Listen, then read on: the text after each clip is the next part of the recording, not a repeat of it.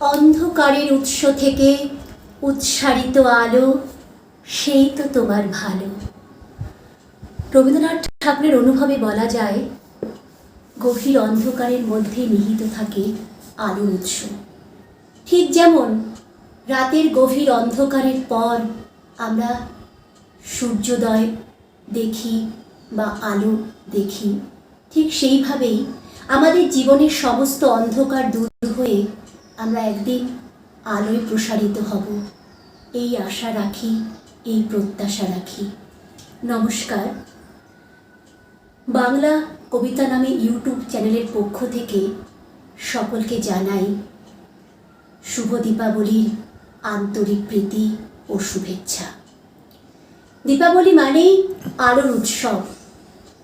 সেই আলো আমাদের জীবনে প্রবেশ করুক, আমাদের জীবন হয়ে উঠুক কিন্তু সকল অন্ধকার দূর হয়ে যাক। আজকের এই এসো কবি ও কবিতা অনুষ্ঠানে আমরা পেয়েছি এমন একজন মানুষকে, যিনি কবিতা লিখতে ভালোবাসেন, ভাষা বলতে পারেন। সেই মানুষের সাথে আমরা আজকে পরিচিত হব। তার স্বরচিত কিছু কবিতা আমরা তার মুখ থেকে শুনে নেব এবং কিছু কথাও আমরা জানব। চলুন শোনা যাক। আজকের অতিথি মনিরুল ইসলাম। নমস্কার। নমস্কার। স্বাগতম দাদা। আমরা কবিকে একটু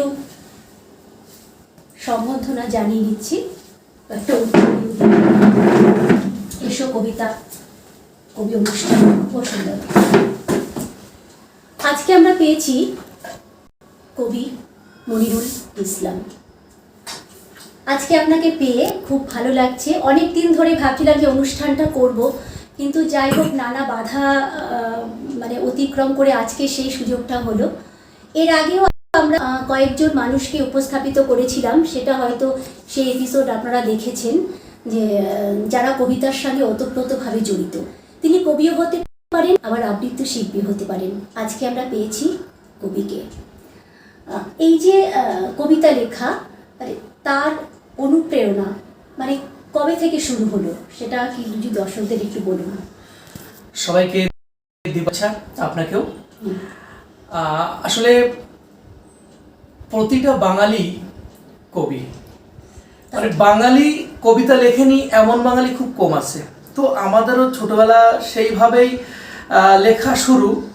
জাস্ট কবে যে লেখা শুরু করেছিলাম সে কথা মনে নেই, তবে খুব ছোটবেলা থেকে লিখতাম।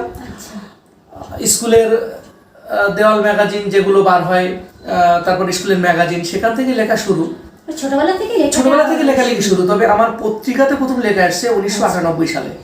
সে বছর আমি মাধ্যমিক পরীক্ষা দিয়েছিলাম। 21 শতকের কবিতা নামক একটা পত্রিকা বার হতো। সেই পত্রিকাতেই আমার জীবনের প্রথম লেখা পত্রিকায় প্রকাশিত। সেখান থেকেই চলে আসছে লেখা। আস্তে আস্তে ধীরে ধীরে এখন তো আরো প্রসারিত লেখা, প্রসারিত হয়েছে। কবিতার বইও আপনি? হ্যাঁ, এখনো পর্যন্ত আমার দুটো কবিতার বই বার হয়েছে। আপনার কলকাতা যে বঙ্গীয় সাহিত্য সংসদ, ওখান থেকে দুটো কবিতার বই বার হয়েছে। আচ্ছা, তাহলে যদি দর্শকদের একটা কবিতা দিয়ে শুরু করুন, আপনার নিজস্ব। আজকে তো আপনার নিজের রচনা দিয়ে আমরা আজকে অনুষ্ঠান রেখেছি, সেইভাবে তাহলে প্রথম কবিতা আসা যাক। আমি আমার দর্শক বন্ধুদের একটা আমার কবিতার নাম কবিতার বইয়ের নাম, কাব্যগ্রন্থের নাম অন্তহীন জীবন। এই কাব্যগ্রন্থ থেকে একটা কবিতা শোনাচ্ছি।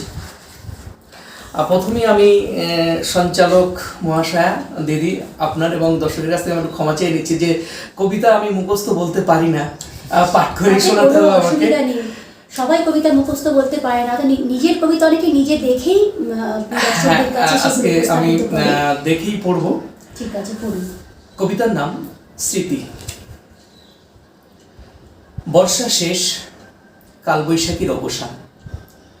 শরতের আকাশ ধবধবে পরিষ্কার, তবে ঠিক তোমার মতো নয়। সেদিন সেই রাত্রি, দাঁত খিঁচানো ইটের রাস্তা, আমার পৌর সাইকেলের পিছন থেকে নেমে সামনে ওঠা, ভাসছে চোখ।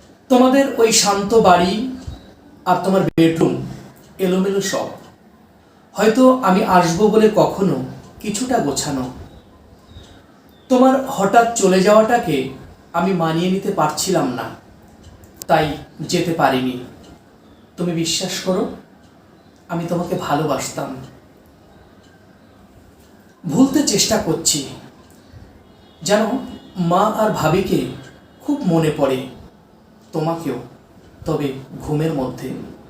আচ্ছা, আবারও এক সন্ধ্যায় তোমার বেডরুমে যদি মুখোমুখি বসি আমরা, তাহলে ঘরটা আড়াল করতে দরজার পর্দা আবার টেনে ঝুলিয়ে দেবে তো? কিংবা আমাকে আটকে রাখার নতুন পদ্ধতি আমার বন্ধু জাকিরকে কথার বুননে বাঁধবে তো ঠিক আগের মতো? নাকি একটা চাপা দীর্ঘশ্বাস ফেলে বলবে ওসব অতীত?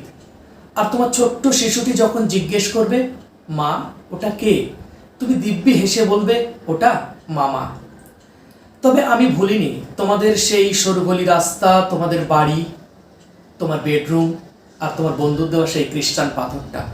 বিশ্বাস করো, আমি এখনো হারিয়ে যাই তোমার দুটি চোখের গভীর জলাশয়ে, যেখানে আমি প্রথম পেয়েছিলাম আমার ভালোবাসার স্বাদ। তোমার অতীত আমার বর্তমানের জন্ম নাইবা দিল, কিন্তু স্মৃতি তুমি তো আর কেড়ে নিতে পারবে না। দারুণ দারুণ লিখেছেন কবিতাটা। মানে এটা প্রেমের কবিতা, কিন্তু ব্যর্থ প্রেম। ব্যর্থ প্রেমের আসলে কবিতা।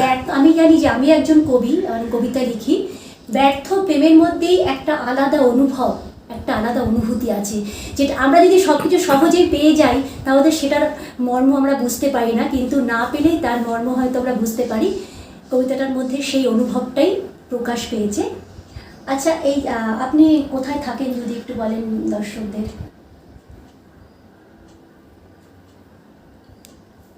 আমি বসিরহাট সাব ডিভিশনের, যেটা উত্তর চব্বিশ পরগনা জেলার মধ্যে পড়ছে, বাদুড়িয়া ব্লক আমার।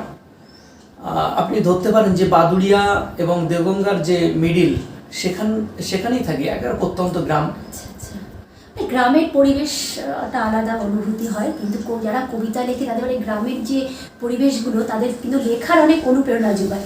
আমি যখন একটুখানি বাইরে যাই তখন দেখি আমার সেই বাইরের পরিবেশগুলো আমাকে খুব অনুপ্রেরণা দেয় লেখার জন্য, সেটা আমি অনুভব করি, সেই অনুভব থেকেই বলছি। যাই হোক, আপনি এই লেখা ছাড়া মানে আর কিছু মানে কোনো কাজের সঙ্গে যুক্ত, মানে কোন পত্রিকা মানে আপনি বের করেন, তাই তো? অ্যাকচুয়ালি আমার পত্রিকা, যার নাম এখন বাংলাদেশ, ওটা আমি 3 মাস অন্তর প্রকাশ করি। সেখানে জেলার এবং জেলার বাইরেও আপনার বাংলাদেশ, আসাম, ত্রিপুরারও কিছু কবি সাহিত্যিকরা লেখেন। এটা 6 বছর ধরে চলছে পত্রিকাটা। এর আগে আমি আরেকটা পত্রিকা করতাম, পত্রিকাটার নাম ছিল আলামিন। সেটা 4টে সংখ্যা বার করার পরে আর বার করতে পারিনি, তখন আমি স্কুলে পড়তাম। তারপরে দীর্ঘ গ্যাপ, আবার এই 6 বছর আগে শুরু করেছিলাম। তাহলে মানে এই লেখা তার সাথে পত্রিকা নেশাটা মানে অনেক একদম একদম প্রথম ছিল। আসলে আমাদের প্রতিটি মানুষের জীবনের কোনো না কোনো নেশা থাকে। কারোর গানের নেশা, কারোর লেখার নেশা, কারোর ছবি আঁকার নেশা, কারোর পত্রিকা, এটা একটা নেশা। আমরা যারা কবিতা লিখি বা গল্প লিখি, একটা নেশাই বলতে পারেন আপনারা। যাই হোক, আমরা আবার পরের কবিতায় চলে যাই। হ্যাঁ, আমি এই কাব্যগ্রন্থ থেকে, অর্থাৎ অন্তহীন জীবন কাব্যগ্রন্থ থেকে আরেকটা কবিতা শোনাবো। আসলে আমাদের হাতে সময় তো বেশি না, মানে দীর্ঘ কবিতা বলতে গেলে অনেকটা সময় চলে যাবে, সেই জন্য কবিতাগুলো একটু ছোট ধরনের বাঁচাবো। একদম ছোট কবিতাই করব। কবিতার নাম নির্জন নীড়। কালবৈশাখীর প্রথম বৃষ্টিতে ভিজেছিলাম। মনে পড়ে আমরা তখন একাদশ শ্রেণীতে পড়ছি। নির্জন এলএমএসের দোতলার সেই ঘরটায় দাঁড়িয়ে তোমার উষ্ণ শরীরটাকে ভিজিয়েছিলে আমার হৃদয়ের সমস্ত বৃষ্টি দিয়ে। বিধ্বস্ত চোখে তাকিয়ে ফিসফিস করে বলেছিলে তোমার সন্তানের বাবা হতে। সমস্ত আকাশ ছিল সেদিন নিস্তব্ধ। প্রথম তাকিয়ে দেখেছিলাম তোমার তৃষ্ণার্ত দু চোখ। হঠাৎ বৃষ্টি থামল, না পাওয়ার ব্যর্থতা ভেঙে তুমি চলে গেলে। তারপর কত দিন, মাস, বছর দাঁড়িয়ে থাকতাম তুমি আসবে বলে। ভেজা চোখ দুটো মেঘের পিছনে ছুটেছে কান্নার মতো জড়িয়ে। ফেরাতে পারি না অন্তর্দাহে এতটাই ক্ষতবিক্ষত। জীবনের সীমা পেরিয়ে অপেক্ষার যন্ত্রণা প্রহর গুনছে, তবু তুমি এলে না। দারুণ দারুণ অনুভূতি কবিতাগুলো। আগেরটাও আমরা শুনলাম, এইবারও শুনলাম। মানে আসলে কবি যখন কবিতা লেখে মানে আমি আমার ক্ষেত্রে দিয়েই আমি বিবেচনা করে বলছি যে তার অনুভব হৃদয়ে জড়িয়ে যায়, তখন সে বুঝতে পারে না এবং তার ফলে তার লেখাটা হয়তো সেই অনুভব থেকে বেরিয়ে আসে, যেটা হয়তো এই কবিতার মধ্যে সেই অনুভবগুলো ধরা পড়েছে। আচ্ছা, কবিতা যখন মানে আপনি লেখেন তখন কি কোনো ঘটনা বা কোনো কিছু নিয়ে প্রেক্ষাপট থেকে কবিতা লেখা হয়? হ্যাঁ, কোনো একটা প্রেক্ষাপট মনে এলে সেটার উপরেই কবিতা লেখা হয়। স্বাভাবিক, এটা যারা লেখে তারা অবশ্যই বুঝতে পারবে। আচ্ছা, আমি মনে করি যে কবিতার সাথে আমাদের একটা ওতপ্রোতভাবে আমাদের জীবনটা জড়িয়ে আছে, কিন্তু যখন আমরা বাস্তবের মুখোমুখি পড়ি তখন দেখা যায় কবিতা যেন কোথায় মুখ থুবড়ে পড়ে যায়। এই জন্য সুকান্ত ভট্টাচার্যের মুখ থেকেও আমরা সেরকম একটা অভিজ্ঞতা শুনেছিলাম একটা লাইনে, কিন্তু তবু আমরা কবিতা নিয়ে বাঁচব, আমরা অনেক কথা বলবো এবং কবিতার মধ্য দিয়ে আমরা জীবনকে উপলব্ধি করব। এই অনুভবেই আজকে আমরা পেয়েছি কবিকে। তার আর একটা কবিতায় আমরা চলে যাই।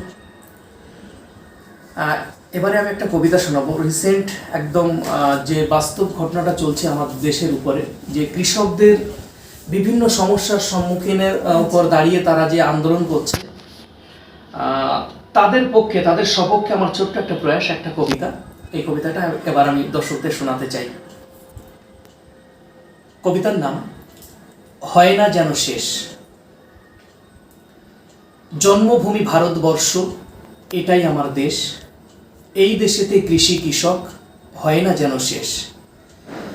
যারা রক্ত ঘামে অন্ন যোগায়, পায় না সুখের ধারা। কৃষির স্বার্থ রক্ষার্থে যাচ্ছে কত মারা। রাজনীতির নেতারা সব জমি দখলের লড়াই, ভোটের সময় কৃষক স্বার্থে করে অনেক বড়াই। ভোট পেরুলে যায় যে ভুলে অন্নদাতার কথা। সংগঠন নেই, সমিতি নেই, তাই এদের জন্য কে ঘামাবে মাথা। অন্নদাতার ভুলোছ তোমরা পুঁজিপতির স্বার্থে। চোখ মেলে আজ তাকিয়ে বলো আর কত চাও মারতে। এদেশ আমার, এদেশ তোমার, কৃষি প্রধান দেশ। এই দেশেতে কৃষি কৃষক হয় না যেন শেষ। কৃষকদের সাথেও আমাদের একটা রাখা আমি মনে করি যে তারা আমাদের অন্নদাতা, তারা আমাদের অন্ন যোগায়, তাদেরকে ভুললে চলবে না এবং তাদের কথা আমাদের অবশ্যই ভাবতে হবে। সেই প্রসঙ্গে আমি আপনাকে একটা কথা বলে রাখি, আমি কিন্তু একদম কৃষকের ছেলে, একদমই কৃষকের ছেলে। কবিতার অনুভবটা হয়তো আসতো না, যাই হোক, কিন্তু ওই যে মাটি থেকে আপনি উঠে এসেছেন, একদম মাটির কাছাকাছি, মাটির টান বলতে পারেন। আসলে আমাদের সবার মধ্যে একটা মাটির টান থাকাটা খুব জরুরি, কেননা তো আমরা একদিন তো মিশে যাবো এবং সেই অনুভবে মাটি আমাদের খুব কাছের। মাটি মানেই তো মা এবং পৃথিবী মানেই আমাদের মা। খুব সুন্দর লাগলো কবিতাটা, দর্শকরা হয়তো শুনেছে, খুব একটা দারুণ উপলব্ধির কবিতা। এবার আমরা আর একটা কবিতায় চলে যাব, কারণ আমাদের সময় হাতে খুব কম, আমরা বেশি সময় নিতে পারবো না। এবারে আমি লাস্ট কবিতা, এবারে আমি একটা কবিতা পড়বো, সেটা হলো আমার অন্তর্যামী কাব্যগ্রন্থ থেকে। কবিতাটা একটা বিশেষ প্রেক্ষাপটে লেখা, যে বর্তমান সময়ে মেয়েদের যে বিয়ের আগে যে দেখাশোনার ব্যাপারটা থাকে, আচ্ছা, সেটা কিভাবে কি কঠিন পরিস্থিতি তৈরি হয়, এবং বিশেষ করে আমাদের গ্রাম অঞ্চলে, বিশেষ করে মুসলিম মেয়েদের যে শিক্ষাটা যে কত কষ্টের, হ্যাঁ, সেই জায়গায় দাঁড়িয়ে তাদের পক্ষে আমার একটা ছোট্ট প্রয়াস, একটা ছোট্ট কবিতা আমি পড়ে শোনাচ্ছি। কবিতার নাম আমি সেই নারী। আমি সেই নারী যাকে 7 বছর বয়সে ধর্মীয় অনুশাসন মানতে বাধ্য করা হয়েছে। আমিও পরিপূর্ণ ইসলামী জীবন পেতে সব মেনেছে অনুগত ছাত্রীর মতো। কখনো অবাধ্য হয়নি বাবা মা আর তথাকথিত সমাজে। আমি সেই নারী যাকে প্রাইমারি স্কুলে ভর্তি 1 দশকের বাধা পেরিয়ে স্কুলের চৌকাঠ পার হয়েছে এক আকাশ অবহেলা মাথায় নিয়ে। কলেজে পা রেখে দেখেছি পুরুষ বন্ধুদের চোখের খোরা শরীর। কখনো কেউ হাত রাখতে চেয়েছে আমার হাতে, গার্লফ্রেন্ড সাজিয়ে কেউ চেয়েছে কলেজের বন্ধ ঘরে কিংবা দেবদারু গাছের ছায়ায়। আমি সেই নারী হিজাব পরে কড়া নেড়েছি ইউনিভার্সিটির প্রফেসরের ঘরে।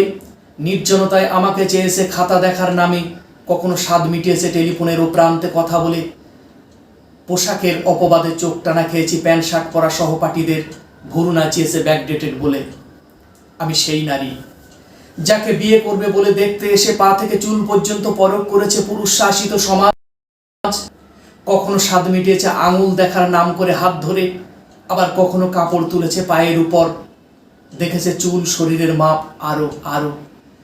নিজেকে মনে হয়েছে কোনো পশু বাজারের চতুষ্পদ প্রাণী।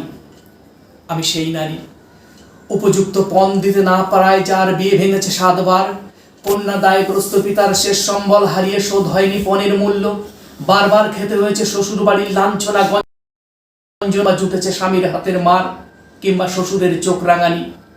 আমি সেই নারী যাকে কন্যা সন্তান জন্ম দেওয়ার অপবাদে শুনতে হয়েছে অকথ্য গালিগালাজ, কখনো জুটেছে তালাকের ভয় কিংবা সতীনের ভয়, আতুর গায়ে সামলাতে হয়েছে সংসারের সব খুঁটিনাটি, কন্যা সন্তান জন্ম দেওয়ার সব অপরাধ যেন আমার। আমি সেই নারী যে আজও শ্বশুর বাড়ির মনের মতো বউ হতে পারেনি, তাই বদ্ধ ঘরে জলে জ্বলন্ত শরীর আমার স্বামীর চোখের উপর, যার হাত ধরে চলে এসেছিলাম আমার বাবা মা ভাই বোন, আর 23 বছরের টুকরো টুকরো স্বপ্নকে ভেঙে চুরমার করে পথের যাত্রী আমি। ধ্বংস হোক সেই সমাজ যে সমাজে বিয়ের নামে পচা হয়, কন্যা সন্তান জন্ম দেওয়ায় মাকে মরতে হয়। ধ্বংস হোক সেই সমাজ, ধ্বংস হোক। খুব অনুভূতি, আমি কি বলবো আপনাকে, কি করে ধন্যবাদ জানাবো। এই যে অনুভবটা, এটা কিন্তু শুধুমাত্র মুসলিম বলে নয়, আমাদের হয়তো হিন্দু মুসলিম খ্রিস্টান সব ভেদাভেদের সমস্ত নারীদের এই অনুভবটা যেভাবে উনি ফুটিয়ে তুলেছেন কবিতার মাধ্যমে, তাতে আমি ওনাকে ধন্যবাদ না জানিয়ে পাচ্ছি না। কেননা আমিও আমার লেখার মধ্যে এরকম নারীর প্রেক্ষাপটে অনেক কবিতা আমি লিখেছি এবং লেখা হয়েছে। আসলে প্রথমে ওটা ভাবতে হবে যে আমি হিন্দু নই, আমি মুসলিম নই, আমি খ্রিস্টান নই, আমি আত্মগর্বে অহংকারী শুধু মহামানবের সন্তান, আমি মানুষ, আমি নারী তো অবশ্যই, কিন্তু তবু যেন আমাকে এই ভেদাভেদের মধ্যে আমাকে নারী, শুধুমাত্র নারী হিসাবে আমাদের বিবেচনা করা, এটা হয়তো কাম্য নয়, কোনো সমাজের পক্ষে কাম্য নয়। সেই দিনই সমাজ উন্নতি হবে যেদিন নারীদের সম্মান করবে এবং নারীদের শিক্ষার প্রসার ঘটবে। আগে শিক্ষার প্রসার ঘটা অবশ্যই দরকার। এই কবিতাটা সেই বার্তাই আমাদের দিয়েছে। অসাধারণ একটি কবিতা। আমরা আর বেশি সময় নেব না। আমার এই অনুষ্ঠানে আমি আজকে এই কবিকে পেয়ে আমি নিজে যেমন ধন্য, আপনারা হয়তো ওনার কবিতাগুলো শুনে খুব ধন্য হবেন এবং আশা করি সবাই ভালো থাকবেন। আবার পরবর্তী অনুষ্ঠানে এই রকম একজন আরেকজন নতুন অতিথিকে আপনাদের সামনে উপস্থাপিত করব। সবাই ভালো থাকবেন। ধন্যবাদ। নমস্কার।